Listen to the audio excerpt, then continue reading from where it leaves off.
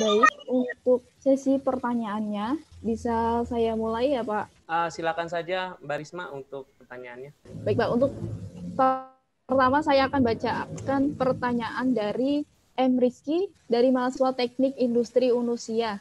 Beliau menanyakan, mengapa gelar insinyur tidak diterapkan pada lulusan teknik? Pertanyaan di sini ditujukan untuk materi pertama, yaitu Bapak Irfan Dadi. Bisa langsung dijawab dulu, Pak. Jadi kita untuk lebih diskusi itu lebih nyaman, karena lebih satu pertanyaan langsung jawaban.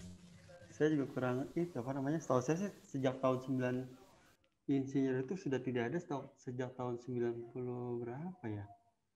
97 atau 96 kalau nggak salah gitu. Jadi dulu memang insinyur, cuma kesininya 96 97 itu sudah berubah menjadi sarjana teknik jadinya, bukan itu lagi. Tapi sebenarnya sejak tahun 2000 kalau teman-teman misalkan pengen nanti di title-nya atau di titelnya ada gelar insinyur, ini per tahun 2014 kalau nggak salah ya, sudah ada tuh ketentuan pemerintah. Jadi dia ada namanya program profesi insinyur, jadi mirip seperti kayak notariat gitu loh, kayak spesialis. Nah itu ada ketentuan itu bahwa setiap orang yang mau mendapatkan gelar profesi insinyur, dia bisa melakukan semacam kayak assessment ke lembaga namanya Program Profesi Insinyur PPI. Itu suaranya ada di kecil. bawah. Halo? Kecil ya? Kecil Pak. Kalau di saya sih jelas Pak. Kalau di saya sih jelas. Kurang tahu ya. Iya. Intinya sih itu sudah, saya nggak tahu alasan kenapa, cuma sejak tahun 90-an itu sudah tidak ada lagi gelar insinyur, tapi untuk program insinyur sendiri atau program profesinya itu per 2014 itu sudah ada. Dan kebetulan saya juga aktif juga di sana di BKTI ya, sebagai anggota sih. Cuma jadi kalau nanti sekali teman-teman mau ada gelar insinyur di namanya, misalkan insinyur Rizky, atau mungkin nanti ada di situ dibuka juga apa istilahnya gelar terkait dengan masyarakat ekonomi ASEAN itu MEA ya, itu ada program juga dibuka untuk kita supaya dapat gelar engineer tapi untuk ASEAN, nanti gelarnya ASEAN nggak salah, seperti itu. Jadi itu sifatnya nanti di proses itu disamakan dengan program kayak kita misalkan dari kayak sarjana hukum mau dapat jadi advokat. Nah itu kan dia perlu namanya sekolah lagi, assessment lagi. Nah itu sama juga dengan di program untuk dapat gelar insinyur itu, kita ikut kayak assessment ke lembaga apa itu namanya, saya ada di bawah BKTI sih, di PPI, program profesi insinyur. Di situ kita bisa apply, nanti kita bisa dapatkan gelar insinyurnya. Tapi sementara ketika kita lulus dari jurusan keteknikan, maka yang awal itu yang didapat dari surat ketentuan pemerintah adalah kita sarjana teknik, nama ST atau ST, bukan insinyur. Mungkin ada yang bisa nambahkan, karena setahu saya ada memang program profesi sendiri supaya kita bisa mendapatkan gelar insinyur. Itu sih. Mungkin dari Pak Wahyu bisa menambahkan untuk pertanyaan tadi. Ya, nggak ada sih kalau dari saya. Iya. Tapi memang karena ya kalau secara aturan pendidikan tinggi ya, untuk lulusan dari teknik kan sekarang disetarakan jadi sarjana teknik semua ya. Kemudian kalau misalkan mau meningkatkan pendidikannya lagi, bisa mengambil S2, itu pun nanti gelarnya juga magister gitu ya. Tapi kalau mau lebih ahli ya bisa lanjut lagi S3 ya doktor. Jadi ya insinyur itu kan gelar sebelumnya ya, bahwa dia itu nanti ahli keteknikan ya Pak Irfan ya. Itu Pak, nanti ada dari BK di aturan pemerintah memang ada. Jadi ada namanya program profesi insinyur Pak. Itu kalau nggak salah emang ada program dari pemerintah. Itu kalau kita mau kayak itu modelnya sama kayak notaris atau sama kayak advokat atau spesialis seperti itu. Bukan S2 bukan, tapi dia lebih ke untuk dapetin profesi insinyurnya. Ya berarti ngambil spesialis gitu aja ya nanti, ada angka kreditnya nanti. Iya. Itu ada di bawahnya BKTI ya. Baik Pak. Jadi memang sekarang itu sudah tidak menggunakan gelar insinyur lagi ya untuk sarjana teknik sendiri, karena memang sudah ada program profesi insinyur dari pemerintah, begitu jelasnya Pak. Iya. Saudara M. Rizky, apa jawaban Mas bisa diterima atau memang ada yang kurang jelas? Jadi saya tambahkan lagi, jadi untuk melengkapi kayak kita mau dapatkan profesi apa, mau dapatkan kayak di apa title insinyur itu kita perlu itu ambil pendidikan profesi itu kalau nggak salah 1 tahunan gitulah di lembaga yang ditunjuk pemerintah. Nanti setelah kita lulus dari situ baru kita dapatkan gelar insinyurnya. IR itu baru dapat. Jadi memang untuk mendapatkan gelar insinyur itu ada program pendidikannya tersendiri ya Pak, bukan dari memang lulusan sarjananya. Misalkan sarjana teknik itu tidak lulusan dengan insinyur, tapi dengan sarjana teknik atau ST, dan memang untuk mendapatkan gelar insinyur itu kita harus mengikuti program pendidikan profesi dari pemerintah, seperti itu Pak. Iya.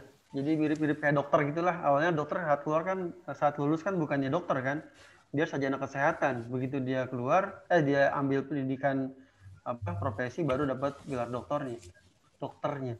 Terima kasih atas jawabannya Pak. Untuk selanjutnya ada pertanyaan dari Yogi Satrio, mahasiswa agroteknologi Universitas Muhammadiyah Jakarta.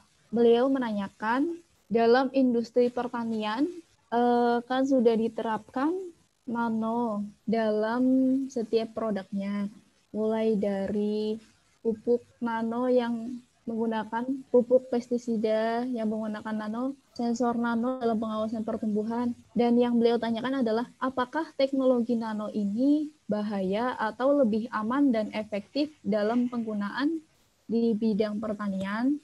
Dan untuk penggunaan sebagai pestisida, adakah residu yang berkelanjutan? Ditujukan untuk pemateri yang kedua oleh Bapak Dwi Wahyu Nugroho. Bisa dijawab untuk pertanyaannya, Pak? Oke, ya. Terkait pertanyaan Mas Yogi ya. Jadi, apakah teknologi nano ini bahaya atau lebih aman dan efektif dalam penggunaan di bidang pertanian? Saya bisa bilang itu relatif ya. Kalau untuk IT memang saat ini cukup berkembang banyak karena memang untuk bisa dibilang sebagai pengontrol ya, terkait kontrol secara jarak jauh. Jadi petani atau penggiat pertanian itu nggak perlu datang ke sawah gitu kan, sehingga karena sudah terkontrol dari jarak jauh misalkan. Tapi kalau misalkan sifatnya kayak pupuk, pestisida itu kan biasanya diperlukan uji keamanannya dulu sih. Apakah pupuk atau pestisida itu memiliki dampak terutama ya kerusakan buat lingkungan atau enggak. Tapi biasanya sih kalau misalkan dia pengembangnya itu dari bahan alami atau bahan alam ya, kayak pestisida misalkan dari asap cair, kemudian dia dienkapsulasi dalam nanoteknologi, itu untuk menjaga kestabilan ya. Atau misalkan pupuk nanonya itu yang sifatnya slow release, jadi dia dienkapsulasi juga sehingga dia perlepasan nutrisinya itu bisa bertahap, ya bisa dibilang itu juga cukup aman juga gitu kan. Jadi ya kita mesti ngelihat dari masing-masing produknya juga gitu, apakah itu bisa menimbulkan kerusakan buat lingkungan atau enggak. Tapi selama ini untuk penerapan nanoteknologi sendiri di pertanian biasanya untuk kalau di pupuk umumnya sih untuk mengontrol pelepasan zat hara ya, sehingga dia tidak terjadi rilis secara berlebihan tuh, akhirnya malah ngerusak lingkungan. Itu aja sih. Kemudian udah ya, untuk yang pestisida juga sama juga sih. Jadi sebenarnya kalau untuk pestisida ya pastinya sih diharapkan bisa difokuskan pada target tertentu ya diharapkannya. Cuma ya pasti butuh ini dulu sih, selama ada uji keamanan buat ini ya, hewan-hewan tertentu atau misalkan yang dia itu punya dampak khusus, itu diharapkan ada ya. Jadi ketika diaplikasikan pun juga sifatnya lebih aman. Untuk yang sifatnya yang sintesis kimiawi ya, terutama itu sih. Itu aja mungkin, Risma. Berarti memang produk pertanian itu memang sudah ada yang berasal dari nano gitu Pak, bahan-bahannya?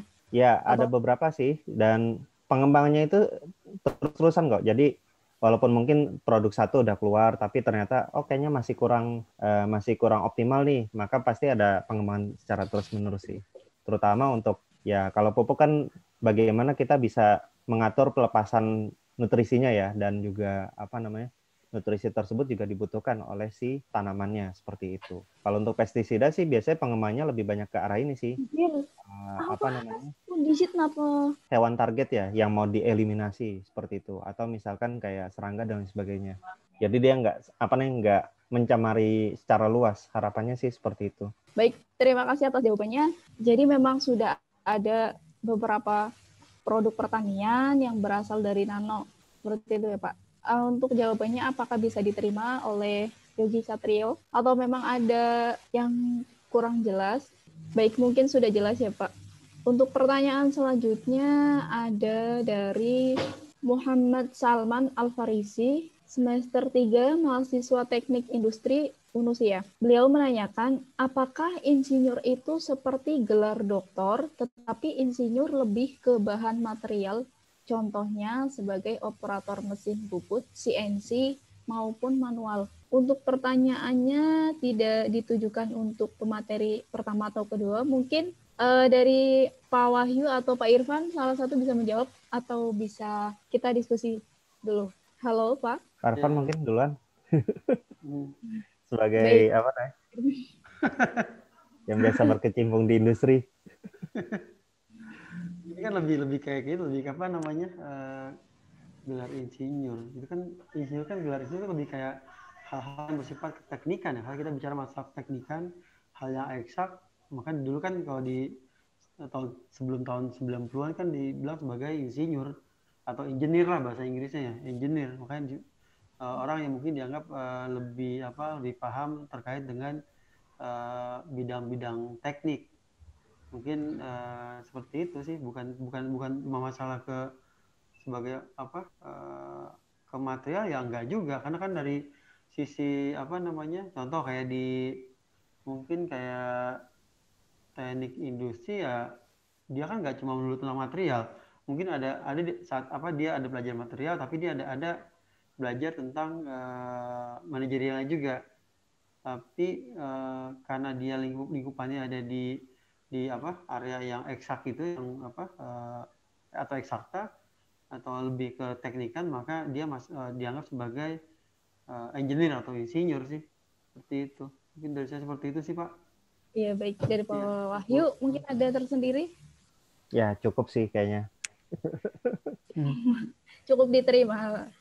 Baik. Lanjut. Pertanyaan selanjutnya ada dari Gaga M, mahasiswa teknik informatika Unusia. Izin bertanya untuk pemateri 2, yaitu Bapak Dwi Wahyu Nugroho. Terkait peran industri ada 3, satu di antaranya terkait penjamin atau standarisasi mutu produk.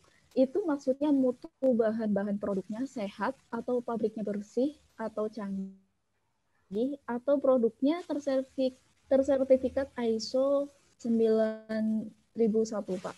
Okay. Baik, untuk Bapak Dwi Wahyu Nugroho bisa menjawab. Ya, jadi peran engineer itu kan tadi saya sebut penjamin atau standarisasi mutu produk ya. Artinya setiap produk yang keluar itu telah terstandarisasi secara QC. Nah, standar ini seperti apa?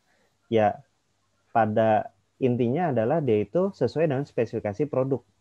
Misalkan air itu, kalau misalkan dia produknya dalam ukuran gelas ya, 330 mili ya, maka volume produk tersebut, volume air tersebut ya 330 mili semua. Kemudian misalkan ada lagi standarisasi kayak fisika kimianya, ya sesuai dengan standar itu sendiri. Artinya memang standarisasi di sini lebih ke arah sesuai dengan spesifikasi produk yang telah ditetapkan oleh perusahaannya, gitu sih. Dan kalau misalkan ternyata mau ditingkatkan nih bahwa perusahaan tersebut kan mau standarisasi secara mutu ya. Nah, dia itu mendaftarkan ISO 9001. Itu untuk menjamin bahwa ya perusahaan tersebut sudah tersertifikasi secara mutu ISO 9001, bahwa produk-produk atau sistem yang telah dikembangkannya itu memang sesuai standar. Itu sih dari saya. Tambahan juga sih saya Pak, mungkin terkait ISO ya. Yang saya pahami kan dia bukan mengenai bahwa ketika satu perusahaan memiliki ISO 9001 pasti produknya laku atau produknya bagus gitu kan. Betul. Ini lebih kayak bagaimana satu perusahaan itu dia mengelola sistem manajemen mutunya. Artinya dia mengelola apa-apa yang dikerjakan, di mana yang dikerjakan itu ditulis melalui manual, dan dari manualnya itu benar-benar dikerjakan secara di operasional dikerjakan juga. Jadi melakukan apa namanya semacam kayak sistem quality sistem manajemen kualitasnya, bukan hasil produk yang dihasilkan ya, jadi lebih ke pengolahan manual untuk manual untuk sistem manajemen sih, itu sih ya itu seperti itu. Karena takutnya nanti teman-teman mikir ketika orang udah ISO pasti baru produknya pasti bagus nih, itu belum tentu juga sih, karena kan mungkin produknya sifatnya bukan sifat yang single produk, karena nanti ada beberapa faktor lain juga yang nanti berpengaruh. Pesaingnya mungkin pesaing tidak punya ISO, tapi secara secara kesesuaian dengan permintaan customer dia lebih masuk, mungkin dia lebih laku di pasar dibanding yang punya ISO gitu. Tapi mungkin yang ISO itu karena terdokumentasi, dia akan mudah nanti melakukan proses improvement lebih mudah. Nanti misalkan ada proses perbaikan prosesnya itu akan lebih mudah dilakukan dibanding dengan perusahaan yang tidak ada sistem manajemen kualitasnya gitu. Dari saya tambahan. Jadi memang kalau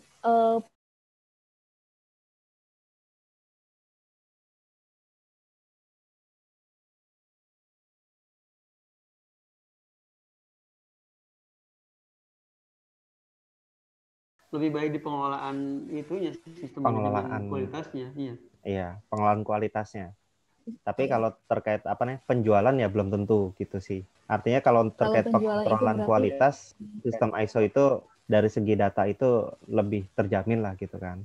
Baik Pak, terima kasih atas jawabannya. Untuk pertanyaan selanjutnya, masih banyak nih Pak, karena memang waktunya juga masih banyak. Masih bisa kita diskusikan. Ada pertanyaan selanjutnya dari Mia Audina, mahasiswi Teknik Industri Unusia, semester 5. Beliau bertanya mengenai berkembangnya revolusi industri 4.0 di Indonesia sepertinya kurang mengarah ke pendidikan.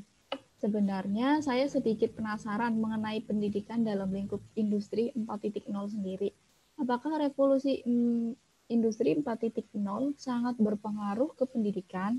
Lalu bagaimana mestinya sistem pendidikan kita agar mampu menghadapi revolusi industri 4.0 itu? Pertanyaan ini ditujukan untuk Bapak Dwi Wahyu Nugroho. Pak Wahyu untuk bisa menjawabnya, Pak. Wah, ini pertanyaan lumayan berat juga nih. Iya, Pak.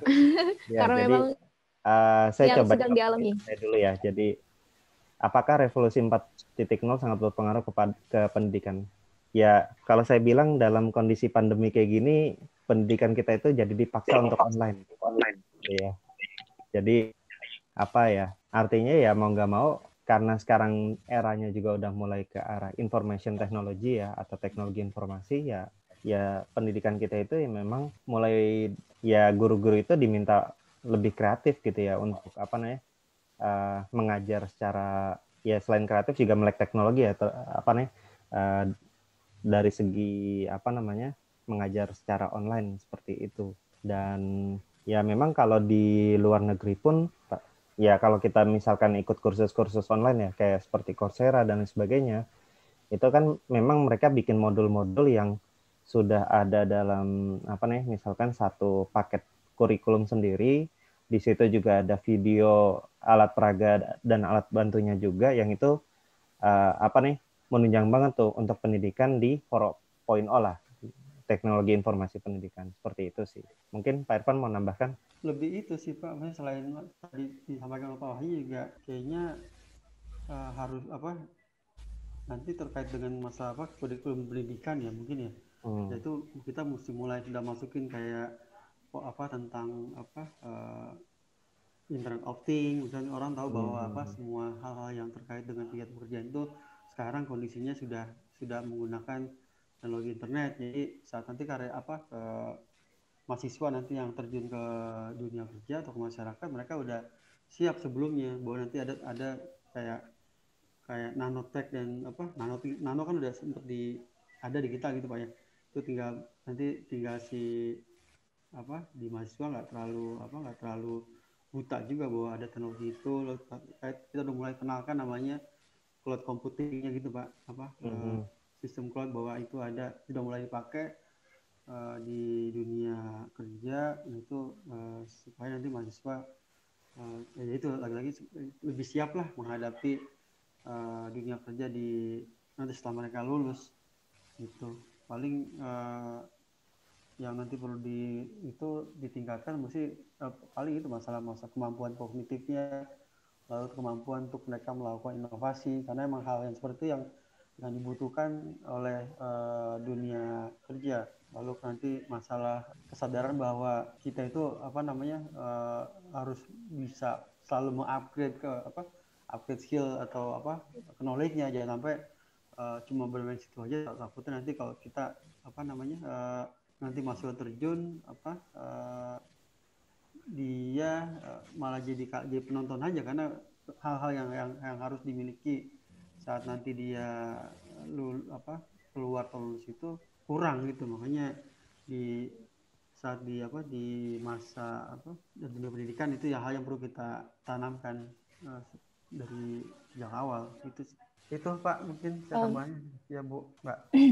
Baik, berarti revolusi industri 4.0 ini memang sangat berpengaruh di pendidikan, di mana sekarang memang kita itu harus belajar menggunakan melalui internet, dan di situ memang mendidik guru untuk harus lebih kreatif, lebih melek teknologi, karena memang harus menyesuaikan dengan revolusi yang ada ya Pak. Jadi untuk mahasiswa selanjutnya, untuk generasi-generasi berikutnya itu lebih mudah di dunia kerjanya, karena memang sudah diperkenalkan dengan dunia industri 4.0 ini yang memang di mana sudah terintegrasi jaringan internet atau Internet of Things. Begitu ya Pak. Baik, terima kasih atas jawabannya Pak. Untuk selanjutnya pertanyaan dari kita masih ada waktu 9 menit Pak. Ada pertanyaan dari Purnomo, mahasiswa Prodi Teknik Informatika. Izin bertanya tentang nanoteknologi. Saya pernah terjun ke dunia industri filter udara impor dari Jerman. Mereka mempromosikan teknologi nanofilter untuk nilai jualnya. Apakah ada hubungan dengan nanoteknologi, Pak? Pertanyaan ini tidak ditujukan untuk materi pertama atau kedua, Pak. Jadi untuk Bapak Wahyu dan Bapak Irfan bisa menjawabnya. Bisa dimulai dari Pak Irfan atau Bapak Wahyu, Pak? Kayaknya Pak Wahyu lebih paham, Bu. Ya, Baik, izin Pak jawab Wahyu. ya. Ini kayaknya Pak Purnomo nih kayaknya yang nanya nih. Ya, sebenarnya nanoteknologi itu kan apa ya? Bisa dibilang ukuran ya. Kalau terminologi secara umum ya. Jadi nanoteknologi itu adalah material yang dia itu berukuran di bawah atau ya skalanya nano. Skala nanometer itu adalah dia itu 1/1 miliar meter. Artinya kecil sekali tuh. Dan biasanya rentangnya itu di angka 1 sampai 100 nanometer. Itu bisa dikatakan sebagai material di nanoteknologi. Tapi ada terminologi lain. Jadi jika material tersebut itu berukuran di bawah 1 mikron atau 1000 nano, tapi memiliki sifat yang berbeda, baik dari segi sifat fisika, biologi, kimia, itu berbeda dengan sifat material secara makronya, maka itu bisa dikatakan juga sebagai nanoteknologi juga. Nah, berkaitan dengan yang ini ya, terkait filter udara, dia mempromosikan teknologi nanofilternya. Biasanya sih paling kemungkinan dia itu di ukuran porositas dari membrannya ya, yang berukuran nanometer gitu. Cuma ya mungkin bisa juga dicek di spesifikasinya ya Pak ya, apakah memang porositasnya itu sudah berukuran nanometer atau enggak, itu bisa dicek di instrumentasi biasanya sih. Bisa menggunakan SEM gitu ya untuk melihat morfologi dari pori-pori si membrannya, seperti itu sih, untuk meyakinkan bahwa memang itu filternya itu memang menggunakan nanoteknologi seperti itu. Atau bisa jadi bahan filternya itu menggunakan nanofiber yang dia itu dibentuk sedemikian rupa hingga membentuk jadi filter. Jadi ya pendekatannya bisa banyak, entah dari material fiber filternya bisa menggunakan nanofiber, atau memang porositas si filternya itu sendiri sudah berukuran nano. Mungkin itu sih Pak. Baik, terima kasih atas jawabannya Pak. Untuk selanjutnya masih ada pertanyaan lagi, Pak. Pertanyaan ditujukan untuk pemateri 1, yaitu Bapak Irfan Dadi. Dari Muhammad Rizky, mahasiswa Teknik Industri. Apakah pengaruh dari revolusi industri terhadap sumber daya manusia di lingkungan industri manufaktur? Baik, untuk Pak Irfan, dipersilakan menjawab, Pak. Pengaruh revolusi industri terhadap SDM. Ya, pengaruhnya adalah bahwa menghadapi dengan kondisi VUCA tadi ya, di mana kondisinya itu berubah sangat cepat, lalu penuh dengan ketidakpastian, kompleks dan penuh dengan ambigu, maka pengaruhnya bahwa orang SDM yang ada di manufaktur harus bisa adaptif terhadap itu. Dia bisa bisa menyesuaikan diri dengan kondisi-kondisi yang ada. Artinya mungkin bisa dilakukan dengan meningkatkan skill-skillnya lah, atau seperti tadi yang disampaikan di saat pemaparan, skill-skill yang perlu dikembangkan itu tadi yang kayak di kompleks kayak problem solving, lalu critical thinking, kreativitasnya, terus pengelolaan bagaimana kita melakukan pengelolaan orang, lalu bagaimana kita melakukan berkoordinasi dengan pihak-pihak di luar, lalu sampai tadi ada 10 nggak salah saya sampaikan ya, termasuk Iya, tadi di iya Pak, ada 10. kemampuan kita melakukan negosiasi juga. Karena kalau kita tidak mempunyai kemampuan di situ ya, misalkan kondisi tidak pasti lah. Kalau kita tidak punya kemampuan dalam negosiasi, misalkan harga tahu-tahu berubah, harga material tahu-tahu awalnya misalkan sekian rupiah tahu-tahu naik lah. Kan kalau itu kan diperlukan kemampuan kita untuk menego dengan vendor atau dengan supplier supaya nanti dapatkan hasil yang sesuai yang kita mau. Nah, kalau kita tidak punya itu ya yang ada malah nanti proses manufaktur yang kita lakukan bisa dibilang jadi high cost ujungnya jadi HPP yang kita dapat lebih tinggi dan harga jual yang kita berikan ke customer tidak bisa bersaing dengan kondisi pasar yang ada. Lalu masalah tadi yang kayak kita harus jadi kayak karena masalah ketidakpastian, lalu lingkungan yang berubah, yang selalu berubah cepat, yang volatility itu ya. Kalau kita tidak punya kemampuan untuk kayak gimana kita mengolah orang-orang di tempat kita, terus kita tidak kreatif, tidak berpikir kritis supaya bisa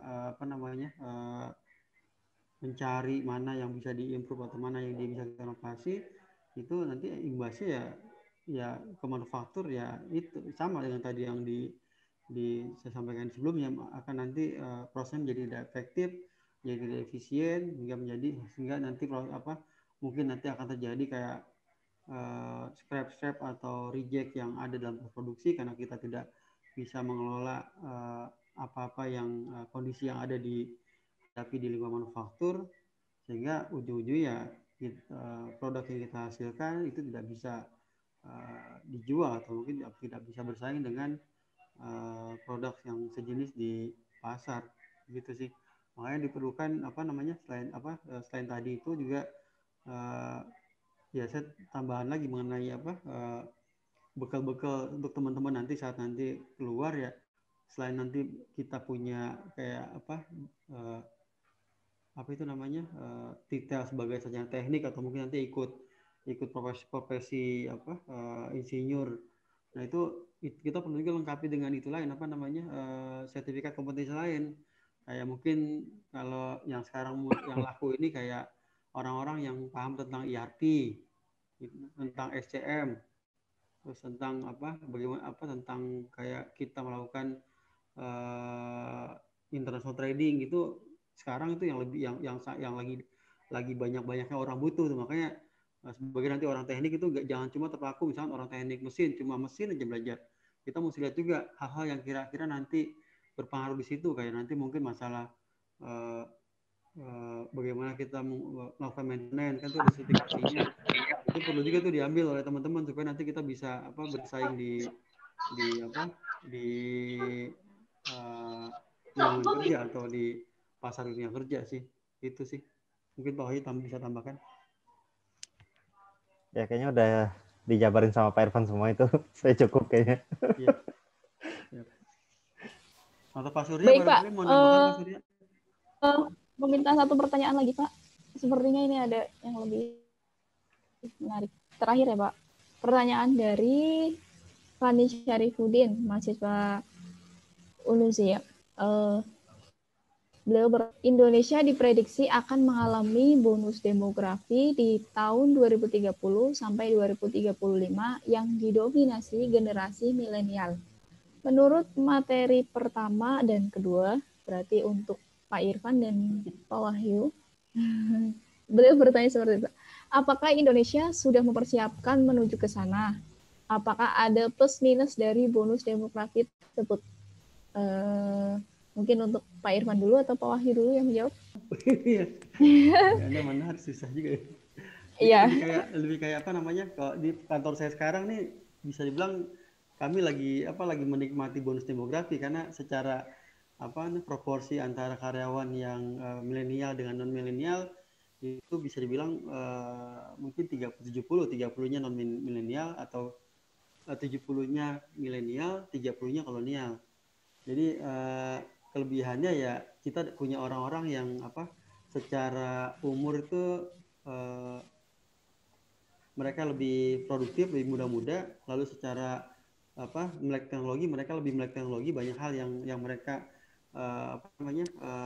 pahami terkait dengan teknologi, bahkan dari sisi sifat model-model pemahaman saat kerja pun mungkin dulu ya kalau yang saya alami ya, kalau saat kita meeting itu biasanya kan orang akan lakukan kayak semua orang yang melihat kita meeting itu biasanya kita anggap sebagai orang paham, tapi kondisi sekarang ya saya juga agak aneh juga lihat ada tim saya yang modelnya dia saat kita meeting dia main HP, tapi ketika tanya dia tahu apa yang kita sampaikan di itu. Makanya ini mungkin kelebihan dari orang milenial seperti itu, dia tanpa perlu melakukan merhatikan secara gestur ke penyampaian apa kita menyampaikan, tapi tanpa perlu itu dia bisa paham di situ. Cuma kekurangan dari milenial adalah sekarang ya itu mereka lebih lihat itu masalah kalau mungkin yang saya pahami ya, kalau mungkin itu dari generasi yang saya itu kan lebih kayak kerja itu lebih harapannya adalah lebih ke materi ya. Tapi yang setelah kita lakukan di kami nih, saya bandingkan di tempat saya aja lah. Itu yang dilihat tuh mereka bukan penghasilan model-modelnya, mereka lebih kayak ke kenyamanan bekerjaan, ke lingkungan yang kira-kira kalau lingkungan yang kita ciptakan itu sifatnya statis, yang itu aja atau monoton, itu cenderung kaum milenial itu mereka cenderung untuk cepat bosan dan keluar ujung-ujungnya. Makanya sebisa mungkin kita kondisikan lingkungan kerja yang bisa dibilang ya tidak bosankan lah. Yang kalau dulu di tempat saya itu kalau kita pakai meja-meja kaku gitu di ruangan. Nah, dengan untuk mengakomodir atau memfasilitasi kaum milenial, kita pakai lebih kayak mungkin kayak pernah lihat di Google ya, workspace ya.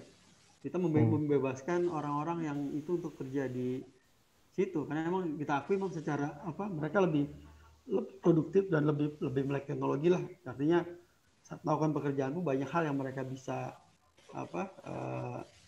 terapkan, di mana hasilnya memang bisa dibilang lebih bagus, lebih baik lah gitu dibanding yang orang-orang yang kaum sebelumnya. Meskipun mungkin secara budaya kerja ya agak beda. Ya mereka nggak mau diikat, nggak mau masalah pakaian, nggak mau yang kayak seragam itu mereka nggak begitu suka, maunya yang kasual gitu. Ya dimana mungkin di kantor sekarang sepanjang mereka bisa memberikan performa terbaik ya tidak jadi masalah juga untuk disesuaikan lingkungan kerja yang ada gitu. Tapi ya saya cuma bisa menjawab dari tempat saya aja seperti itu sih. Mungkin Pak Wahyu lebih ada tambahan yang lainnya barangkali, atau Pak Surya udah ada di sini ya, atau mungkin Pak Handi juga kali. Ya, izin nambahin Pak Irfan. Ya. Jadi ya sebenarnya apa ya yang dialami sama Pak Irfan interaksi dengan generasi milenial ya mungkin hampir semuanya juga seperti itu ya. apa namanya ya, generasi milenial itu dengan gaya apa ya, gaya bekerjanya sendiri gitu kan ya, apa namanya, dia punya gaya sendiri dalam bekerja. Sekarang ini ya kebetulan kan kita Menteri Pendidikan juga orang ya apa, kaum milenial juga kan ya, dimana ya sekarang apa namanya dia lagi apa uh, lagi bikin ini juga kan, apa namanya, kurikulum Merdeka Belajar seperti itu.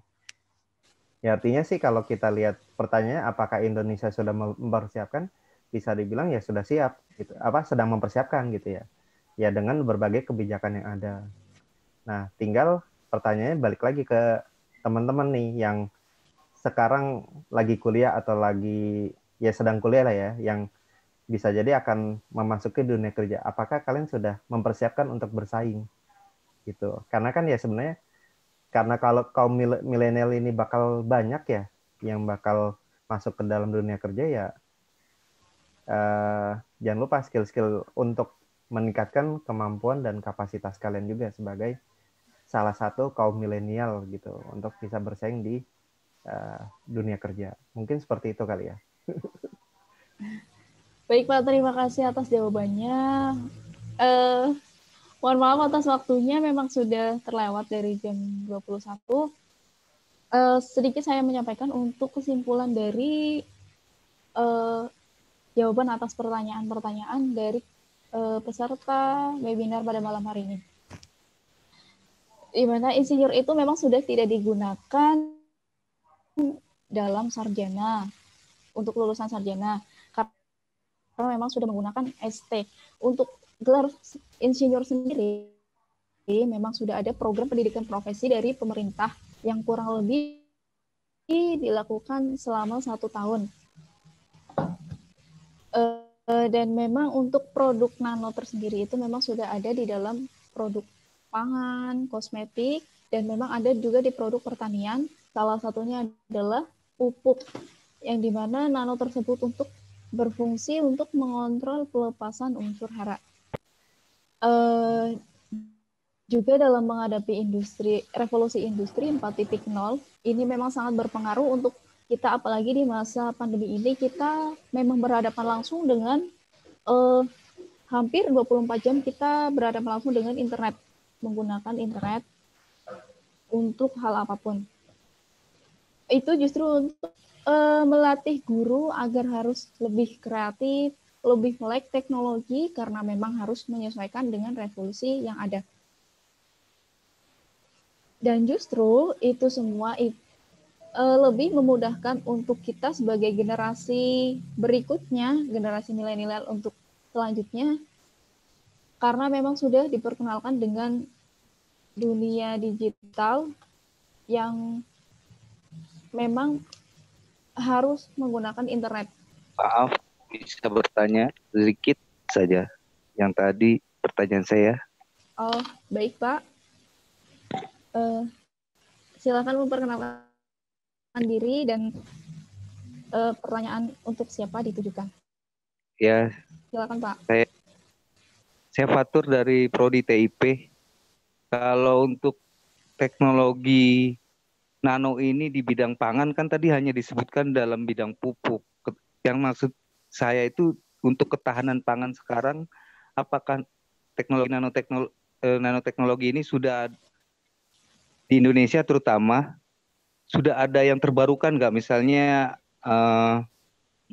makanan dalam bentuk pil dan lain sebagainya, karena kan kaum milenial ini banyak kan kaum yang lebih demen yang lebih praktis, cepat saji kayak gitu. Ada nggak terobosan di Indonesia yang atau penelitian yang menuju ketahanan pangan dalam bentuk seperti itu? Itu untuk pemateri 1 dan pemateri 2 saya tujukan pertanyaan saya. Terima kasih atas pertanyaannya. Bapak Irfan atau Bapak Wahyu untuk bisa menjawabnya. Ya, saya coba jawab dulu kali ya. Baik. Untuk ketahanan pangan sendiri kan sebenarnya aspeknya bisa banyak hal ya. Kalau misalkan dari sisi apa yang saya amati ya, memang kalau mengarah food technology, memang masih sedikit ya, dan rata-rata ya mungkin barrier entry-nya tuh dari riset ke industri itu masih banyak kendala biasanya sih.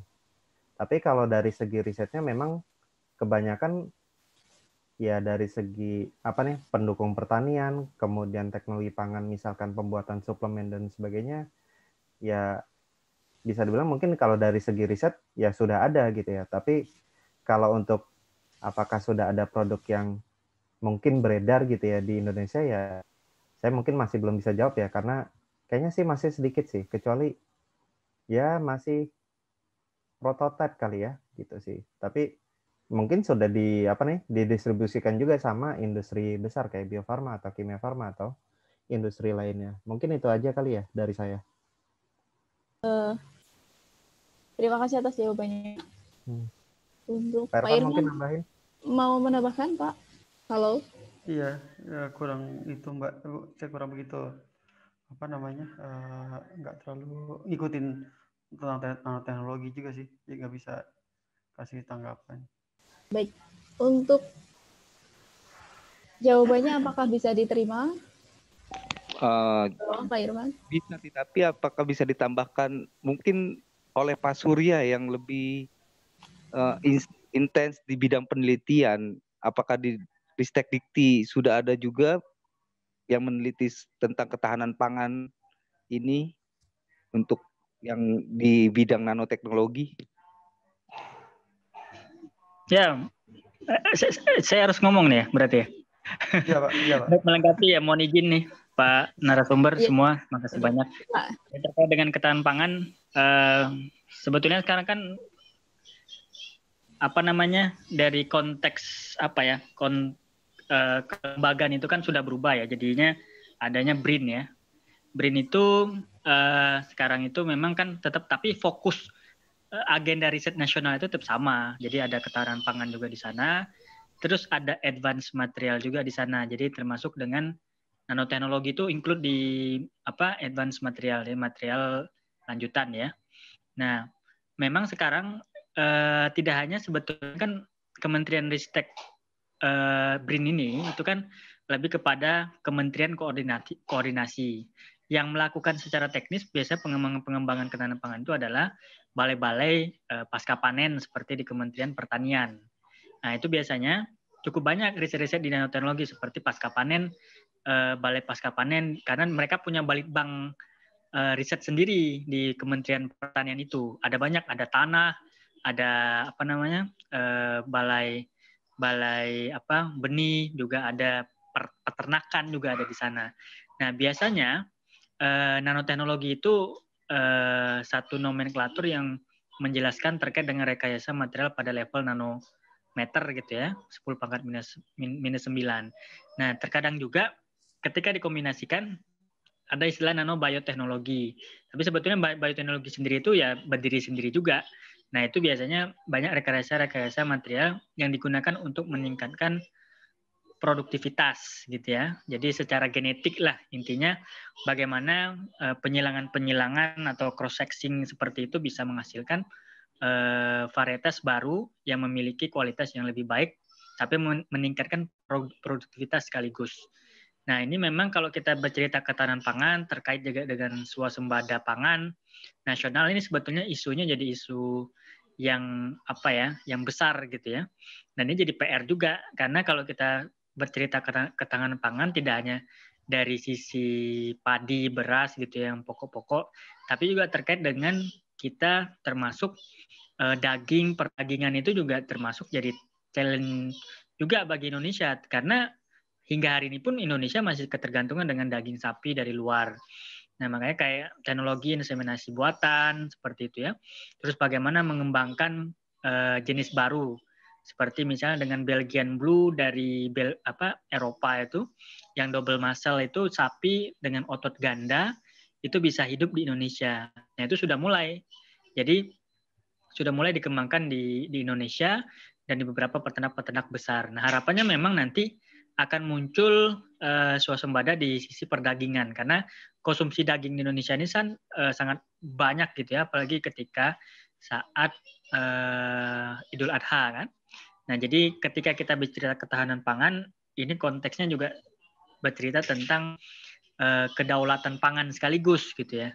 Karena kita ketahanan pangan dan kedaulatan itu jadi kadang-kadang keamanan Indonesia itu sangat tergantung dengan ketahanan pangan. Jadi kalau pangannya kita tuh nggak aman, Indonesia ini secara apa politik pertahanan dunia ini nggak aman juga gitu. Jadi hal ini memang sangat penting. Nah, hampir kalau kita cerita tadi Kementerian Pertanian, kemudian Kementerian Perindustrian itu juga punya bidang-bidang nanoteknologi karena hampir peneliti-peneliti itu sudah cukup banyak direktori di ratusan ilmu nano yang dikelola oleh Asosiasi Profesi Masyarakat Nano Indonesia. Jadi penelitiannya banyak banget gitu ya.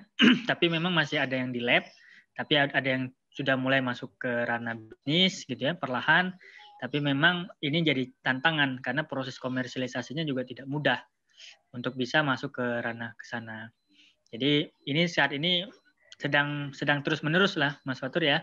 Jadi termasuk bagaimana meningkatkan padi dengan tonase yang lebih meningkat 2 kali lipat, terus ayam begitu ya, terus breeding semuanya lah. Ini termasuk tantangan kita karena yang terlibat di dalam sektor-sektor ini banyak sekali lah untuk ketenaga kerjaan semuanya ya. Jadi yang masyarakat yang terlibat secara ekonomi itu juga cukup banyak.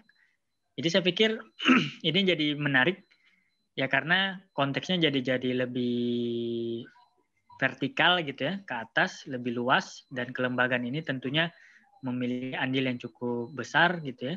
Karena tugas negara lah yang penting untuk menjaga bumi, air dan kekayaan alam yang terkandung di dalamnya di Indonesia ini untuk kekayaannya demi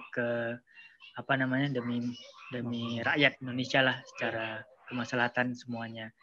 Tentu ini jadi satu PR dan harapannya anak-anak mahasiswa yang ada pada sempat kali ini kalau sudah masuk ke agro industri atau teknik industri itu nanti ke depan akan menjadi agent of change, jadi agen perubahan. Jadi masuklah pada sektor-sektor yang memang strategis yang mampu menjadi solusi terhadap permasalahan bangsa yang saat ini ada. Masuk ke industri-industri yang strategis, masuk ke industri-industri yang menyangkut hajat hidup orang banyak, termasuk industri pangan, termasuk ke pertanian gitu ya. Karena kalau kita lihat pandemi sekarang itu pertanian termasuk yang masih positif. Jadi masih 17% dia positif pertanian ini. Jadi ini sektor yang bertahan cukup baik karena ini masuk ke sektor sisi yang pokok gitu ya. Jadi sektor dasar lah di dalam kebutuhan umat manusia di dunia. Yang mati-matian itu ya sektor-sektor kayak tambang, itu sudah minus sekarang. Nah, ini menjadi catatan dan tantangan lah, dan berbahagialah jadi anak pertanian sebetulnya. Karena ini akan jadi solusi masa depan terhadap pandemi-pandemi. Nggak tahu ya akan ada pandemi lagi nggak ya. Ya tetapi sekarang pandeminya kan belum selesai juga gitu. Nah ini juga hal yang penting gitu yang harus dipahami. Terima kasih banyak Mas Fatur ya. Atau kalau mungkin kurang pas, kurang jelas, kayaknya nanti jadi satu pokok bahasan sendiri nih Pak Handi. Ini ketahanan pangan, ini nanti satu topik sendiri lah. Nanti yang ngomong, nanti cari pakar-pakar yang lebih mumpuni untuk membahas ini semua. Thank you, makasih. Ya, baik, terima kasih atas jawabannya Pak Surya.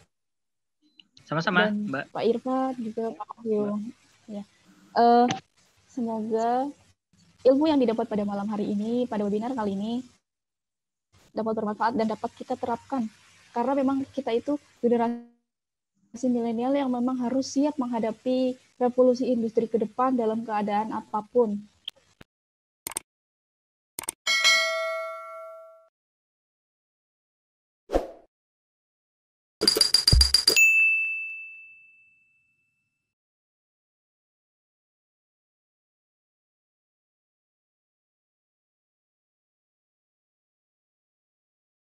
Halo Pak. Siap.